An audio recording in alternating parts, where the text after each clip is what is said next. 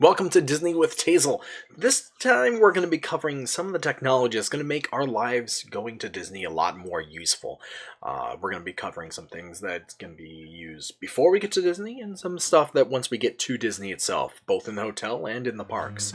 So let's start.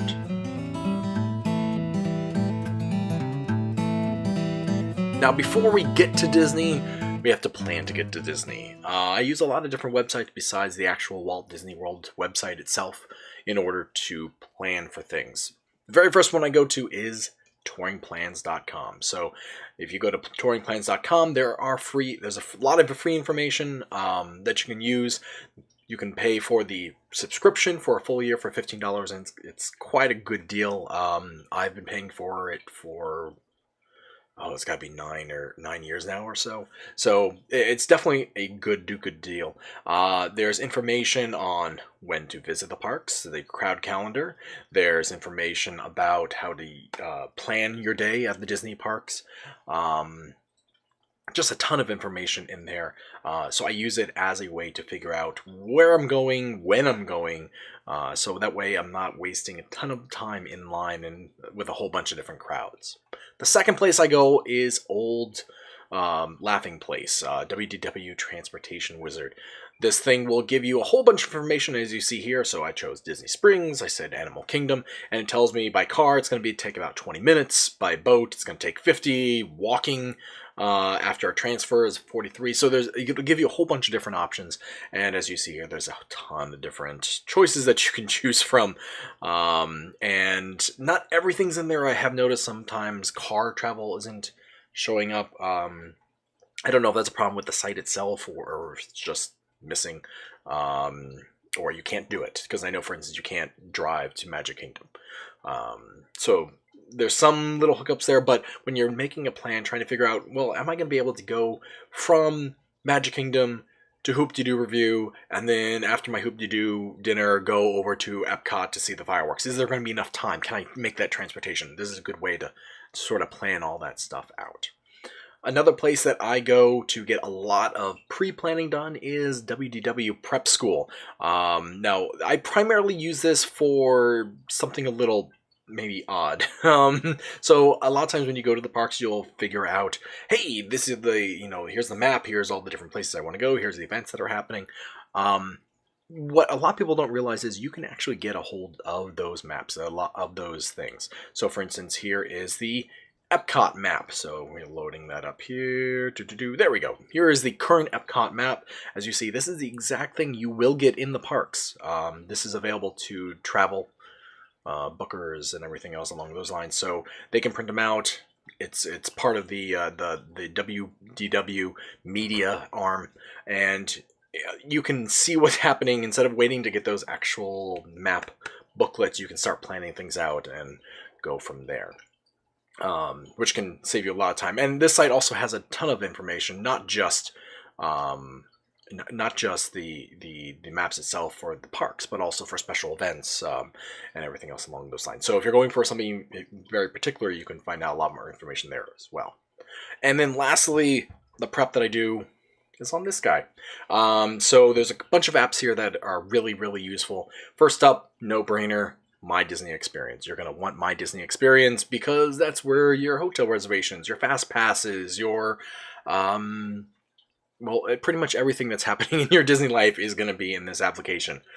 So definitely make sure you have that already on your phone. I'll have links to each of these different pages this week that I did on my blog, tazelverse.com, for how to get all this stuff. Most of these are for iOS and Android that I'm going to be listing here.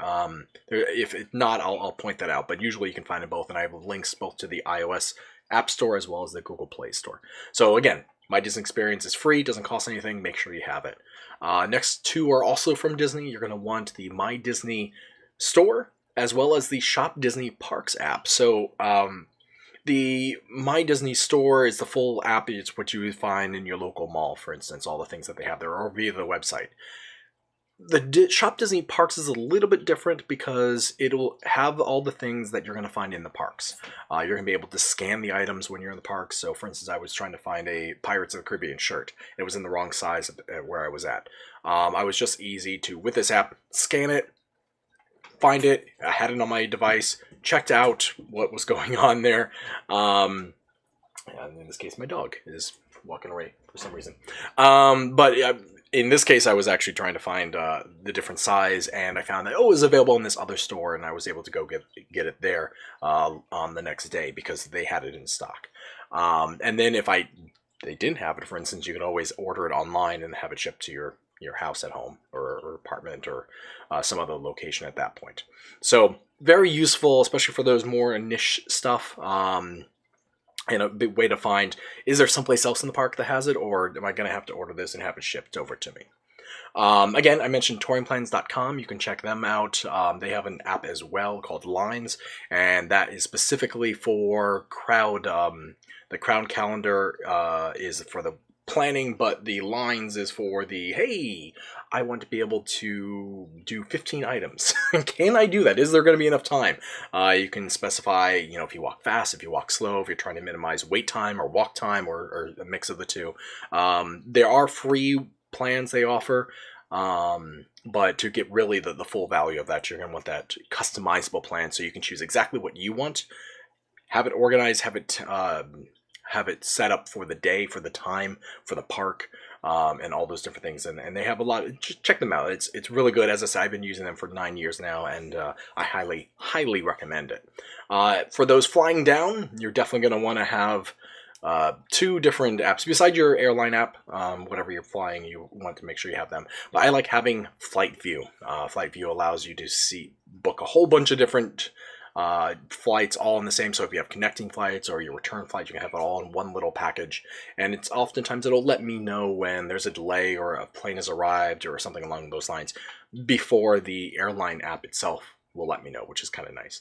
And then the other one for airlines is the MCO app. So you're going to want the Orlando one because there's always a little bit things going on. You might want to know where there's a Starbucks to get, your coffee while you're waiting and other things, or how long the wait lines are. So definitely check them out. Again, these are all available on iOS and Android. Once you're down there, you're going to want a weather app. Weatherapp.com, of course, is the Weather Channel, is sort of the default. But there are tons of different apps there that you can do. All these so far have been free that you can to download to your phone. If you're driving, whether down or once you get there, so you get a rent-a-car or something like that, you're going to want probably a GPS app. The free one of note right now is Waze from Google. It has free traffic. It has, lights and all this sort of stuff in there. I use it in my day-to-day life, even though I pretty much drive the same route from and to work all the time. I like being able to know, oh, there's traffic or there's an accident up ahead, and I can route around, which is quite nice. Again, that's all free. And that's from Google. Or if you don't want to drive yourself around but still want to take a car, you can always download Uber or Lyft. Download those apps there. That's a whole different. The difference between those two are a whole different thing altogether. Play around with them, see which ones you have, do your own little research, but both of those do work and is going to be able to get you around the parks for the same, if not less, oftentimes than a taxi would. So those are very useful and very popular in the area. Last, when you're down there, if you're down there with a group of friends or a group of people, there's a couple different apps that you might want. So first is some sort of meetup app. If everyone's on iOS, like my family usually is, Find My Friends is a great app. Unfortunately, it is iOS only. For if you want something a little more cross-platform, Trusted Friends from Google is available on iOS and Android, and will allow you to meet up and sort of keep track of everyone, so you can split up and do your own thing and then come back together and go from there. There's other apps as well. Facebook will do stuff, but these two, the My Friends app and the Trusted Friends, both are specifically for this sort of purpose, keeping track and sort of meeting up. So those are the two I'm recommending here. And again, both are free. iOS Find My Friends is part of it, and then the Google one is free as well. The other couple things that you might want to do with you have a whole bunch of different people is Heads Up. You probably have seen this if you've been in the parks before. This is the one, where you take your phone and you're like, and there's a word here and you have to sort of guess it. What you may not realize is there's a 99 cents app. So this Heads Up is actually a paid app. So this is the first sort of paid app. It's 99 cents. But there is a Walt Disney World pack, which is free if you unlock it while you're at Walt Disney World, which is kind of nice. So, again, the app itself is 99 cents, but once you're down there, you can get the Walt Disney add-on for free, or you could pay 99 cents now and get it as well. But the way you play it is you just put it up here, you ask some questions, and you're trying to guess as many of them as possible before time runs out. It's kind of nice. Two more. One is when you're in the parks, there's also hidden Mickeys everywhere. If you've been to Disney before, you probably have noticed this. And if you're a hardened veteran of Disney, you probably know quite a number of the locations. But the guys over at that do the Hidden Mickey Field Guide have an app for iOS and Android. It's $8, so it's a little bit pricey, but it's kind of interesting because there's so much information in here. You can get the book, but it's just easier to have right on your phone, and you can mark off what you've seen, what you haven't seen, and you can go from there. And then lastly, I like to listen to my Disney music, whether it's in the hotel room, whether it's waiting in line, or in the airline, or anything along those lines in terms of coming down. So I like Sorcerer Radio. There's a bunch of different ones out there. That's sort of my go-to. And again, it's free from iOS and Android.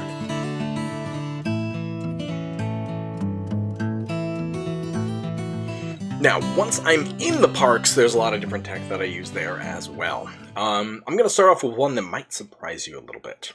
No, it's not my phone, although we're definitely going to be talking a lot about my phone later. It's a pen.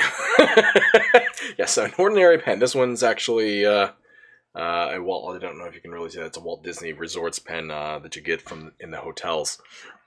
But there's so many times you just need to write something down or circle something on a map. And having a pen with you is a great lifesaver.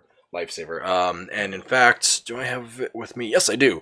So as you can see here, I make copious use of a pen when I'm in the parks, especially during festival time. I'm just constantly marking things up. So, pen, incredibly useful piece of tech that a lot of people tend to overlook until they go, oh shoot, I really need something.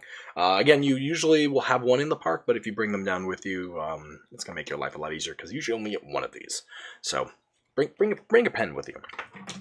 The second thing, shouldn't be a surprise, unlike the pen, is the Magic Bands. Now, they come in all sorts of size and flavors. So here's a blue one. Where's my green one? I lost my green one here somewhere. You can also buy specific ones. So like this is my Pirates of the Caribbean one. Whee! There are different generations, which primarily, as far as I can tell right now, so you can see these are a little bit different. This one you can pop out the middle, and there's different accessories and things that you can use with, whereas this one's just a normal band. There's also special limited edition ones and really fancy limited edition ones that are really expensive. You can also get stickers and things to put on the bands. Lots of things to customize. Great piece of tech, especially since that's your ticket, that's your room charge key.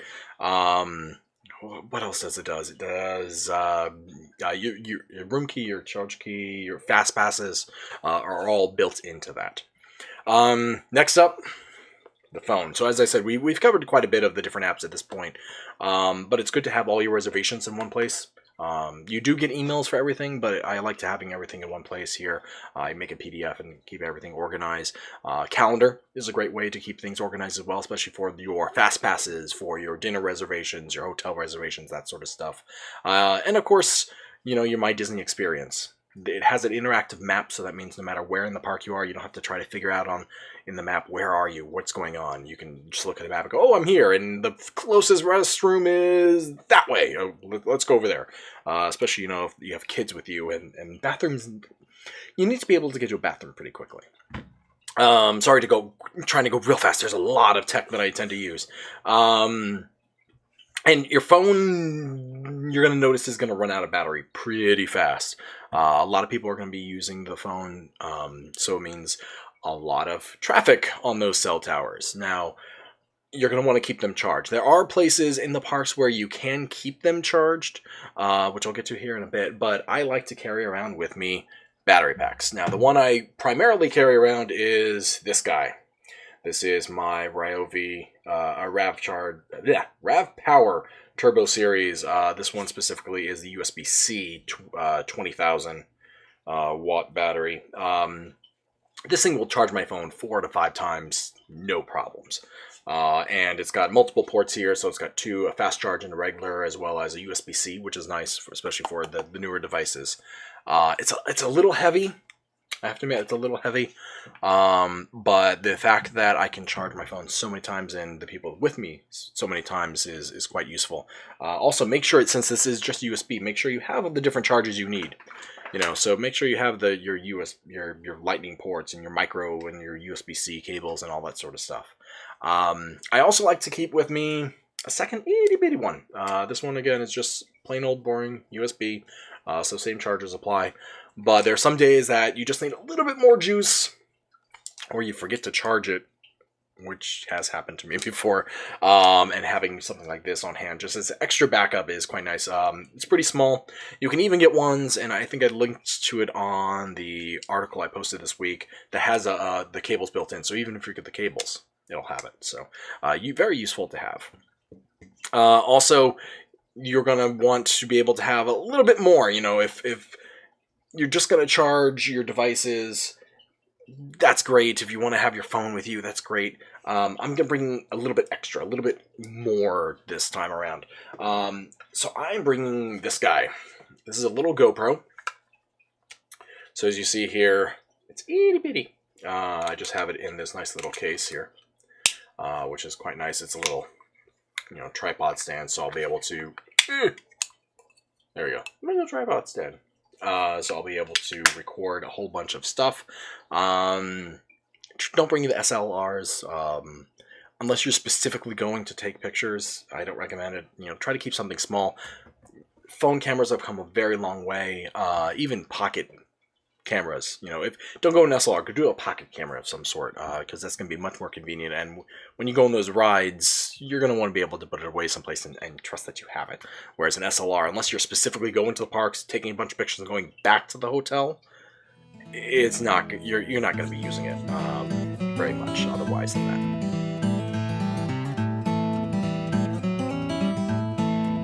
Okay, when you're in the parks, tech is one thing. When you're planning, tech is one thing, but don't forget about the hotel.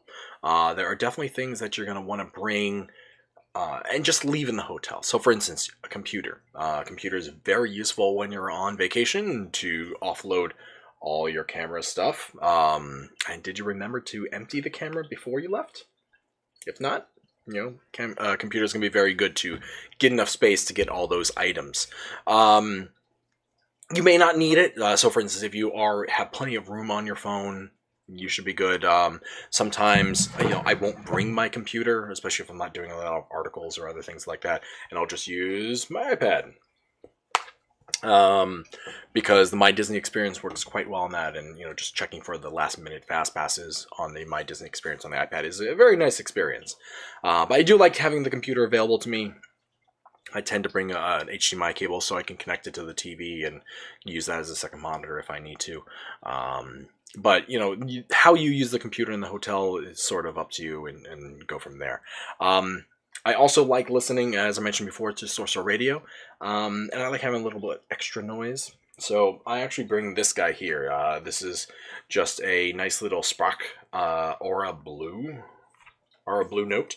Runs on batteries as well as AC voltage, and gives just a little extra noise to your phone or iPad. So if you're listening to Netflix to watch Friends, or your Hulu TV app or something like that, it's quite nice to be able to use that with it.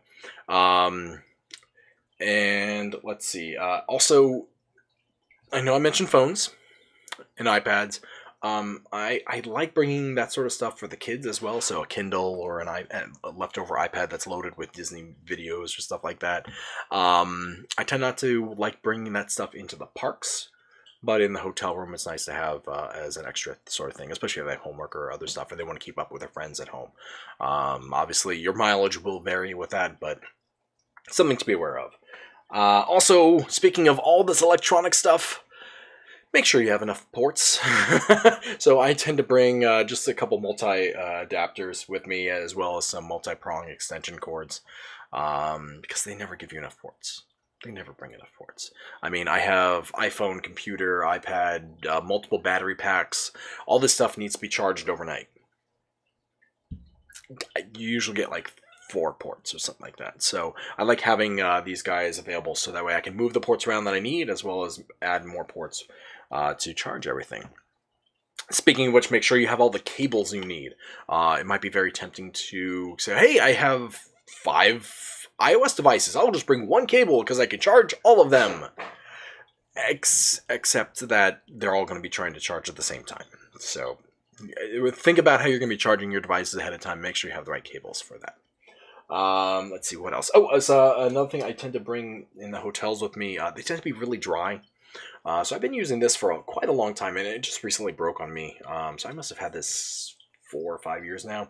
It's from Homedics.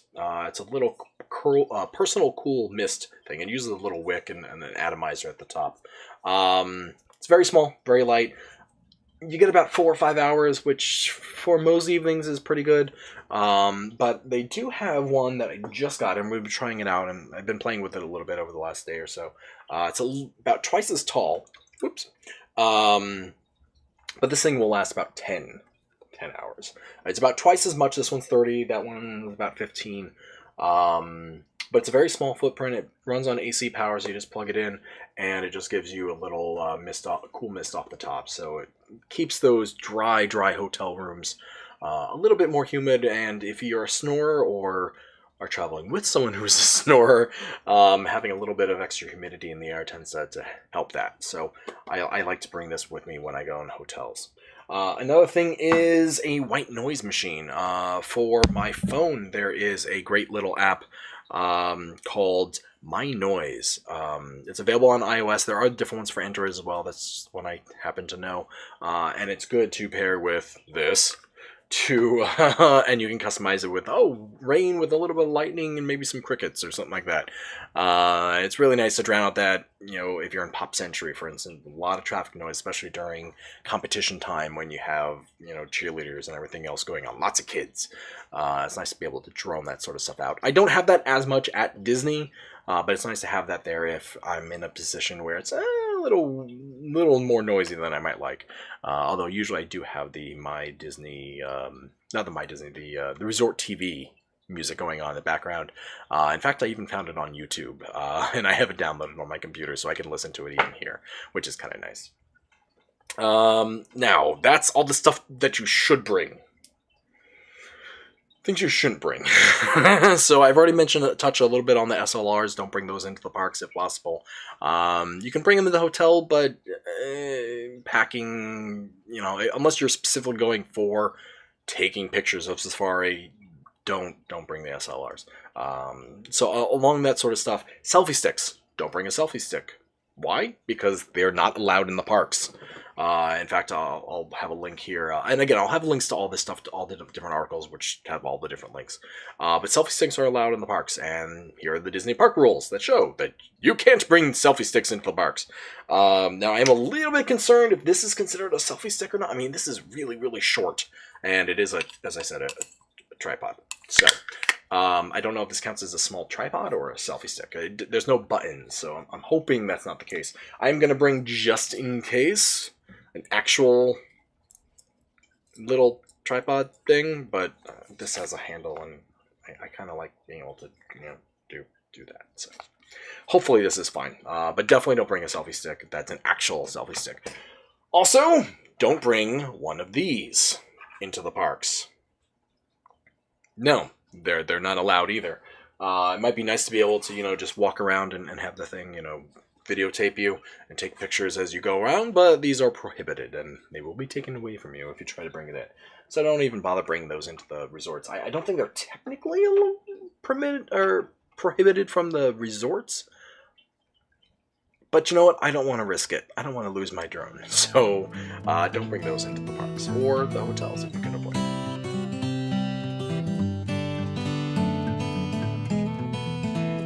Okay, so that's all the major normal sort of stuff here. There are some odds and ends, things that don't quite fit into any of these categories. The first is some of the Disney services. So, for instance, Disney Photo Pass is a great little add-on that you can do. If you're a Gold Pass member, if you're an Annual Pass member, you're a Florida resident, this is already part of your package. But you only need one person in your party to actually be part of this in order to do it. And you know what? If you don't have one of those, it's $150, which is actually a pretty good value for what it gives you. Remember those kiosks when you used to go to the parks and you say, "Oh, there I am in the log flume ride." That's what this is going to give you. This is going to give you all that sort of stuff. If you are using a Magic Band, it'll be paired up with the Magic Band, and you just either click it up to the thing, or more likely, it's automatically going to know where you were because RFID. It knows your location in the rides, so you always get the right one when you go in there. But if you don't have one of those, you can do a photo card, and you can tap it up against the thing and make that work as well. So you're going to get all those kiosk rides. You're going to get all that stuff right there. Every single place you see all those photographers with the official Disney stuff, you're going to be able to use that there as well. And as an added bonus, those locations will do something called animated magic shots. Those are going to make you, they do weird poses like, and stuff like that.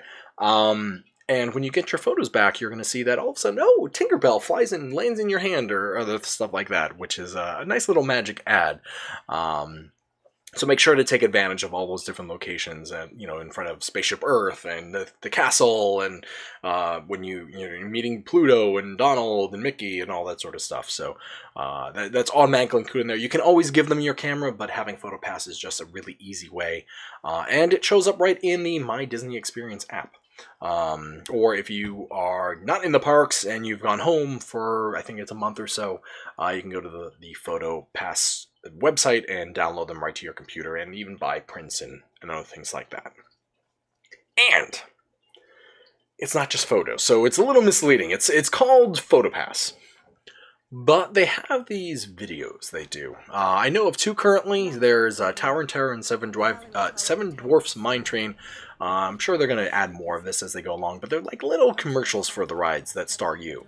And I should be showing, if I remember correctly, to be showing some of them right here.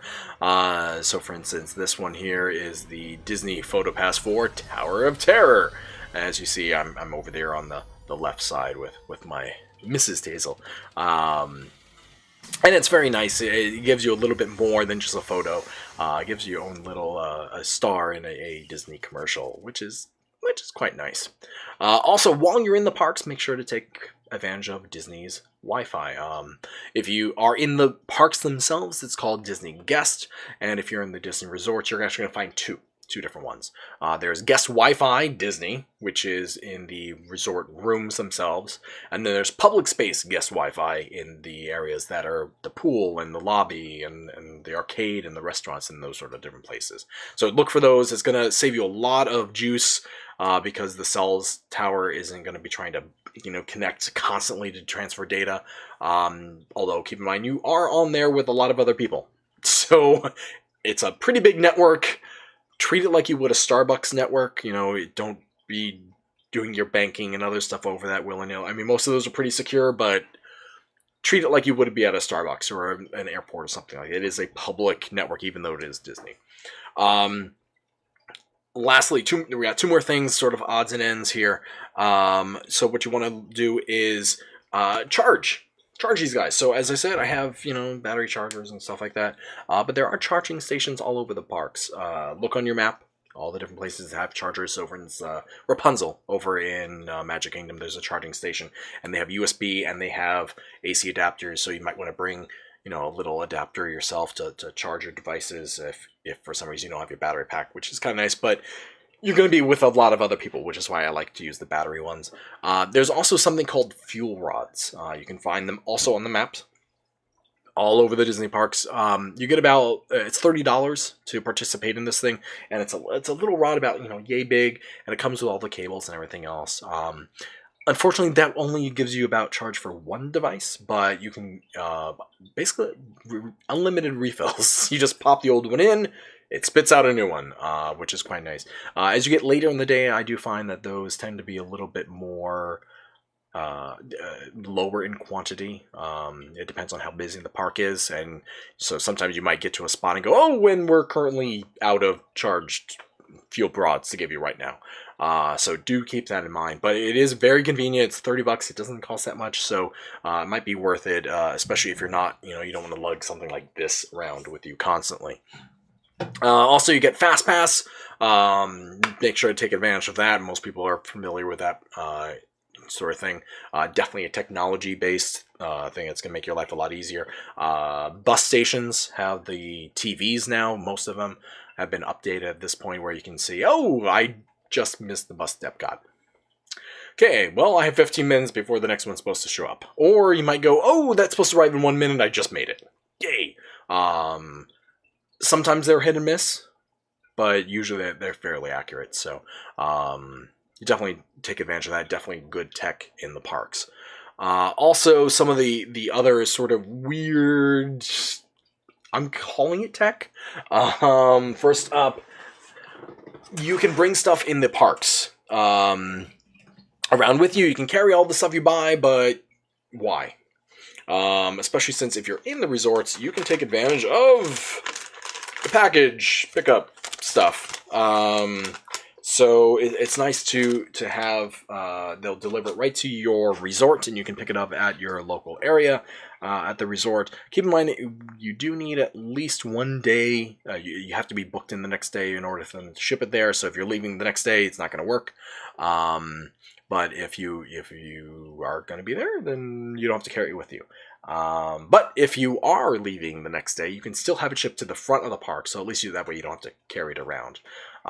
Or if you prefer to carry around, I like having these things. They're just simple, light backpacks. They're very handy. The only downside to these things, if you bring one of these in the parks, you have to go through the line with the bags. So if I know I'm going to be buying stuff or carrying stuff around, I'll tend to bring this with me, but I try not to bring extra bags if I don't have to.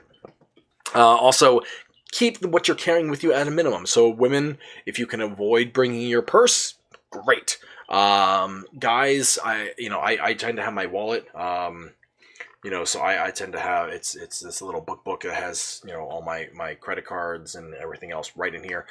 You typically don't have to bring much more than your ID and your Magic Band, because that is your credit card, but I do like to have a credit card or something on me, just in case. And since I'm going to be carrying my phone with me anyway, it's a great little thing. So this is just the little book that I have for my phone, and they have it for all sort of different, Android, iOS, a whole bunch of different stuff, which is great. Two other weird things, sort of following tech. Clothing tech. So this stuff here is the M Mission and the cooling activation Cool Core towels and stuff. Very useful in the summer hot sun of Florida. All you have to do is get it wet, which means any water fountain or bathroom. Give it a quick snap, and all of a sudden, the cooling activation will make you feel much nicer. Really, it's just the evaporation, the way the fabric works, but it definitely will cool you down pretty quick. And the last weird little bit of tech, a Ziploc bag. Again, just like the pen, something very, very simple. But oh so useful, especially if you have things like paper that you don't want to get wet. Just fold it up, put it in there. If you have a phone that shouldn't get wet, my phone is waterproof, luckily. But if you have a phone that or some other electronics that are not waterproofable, make use of the Ziploc bag. Just put it in the little Ziploc bag, put it in the middle so it doesn't get wet, and go from there. It's going to save you a lot of hassle later on, and a lot of rice to dry out your devices if you can avoid it. So that's always a good thing.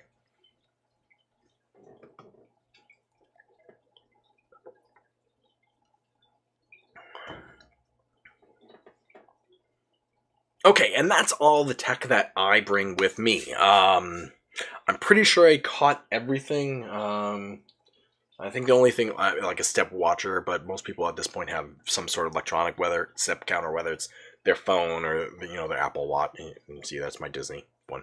I used to use an actual step counter, but I'm pretty sure that I caught all the different tech things. If there's something I missed, definitely leave a comment down below, or in any of the different posts that I have linked down in the description here.